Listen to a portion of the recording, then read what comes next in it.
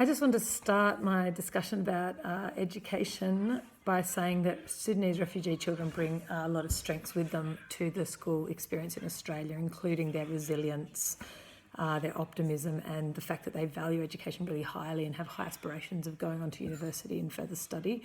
One research survey saying that 70% of Sudanese children expected to go on to university and were supported by their families to do so. Having said that, there's lots of barriers to learning in Australia. These are mainly the negative public representation that we've framed this whole presentation on, and the fact that schools then can either take up that negative representation or they can contest it.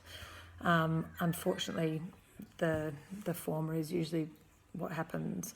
On top of that, the government policy around supporting refugees' education is limited. And at best it's homogenised, so it's just a general approach to helping anyone who has English as a second language.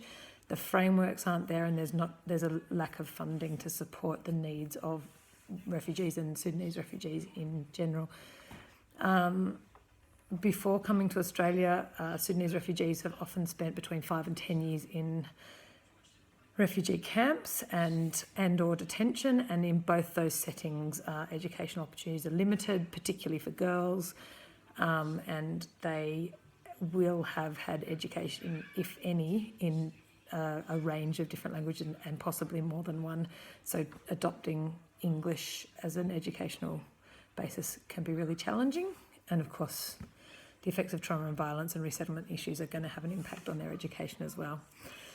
Within school, the deficit discourse that exists, which is basically the refugee problem, teachers feeling overwhelmed by having children learning English in their classroom, a lack of resources in the school, a lack of teacher training and understanding of the needs, and despite being given 12 months of ESL classes before being transitioned into mainstream, one research study I read said that actually more like 9 years is appropriate in terms of support to learn English thoroughly.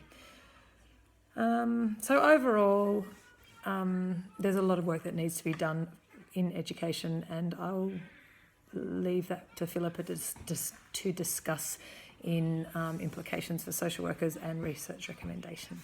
Thank you.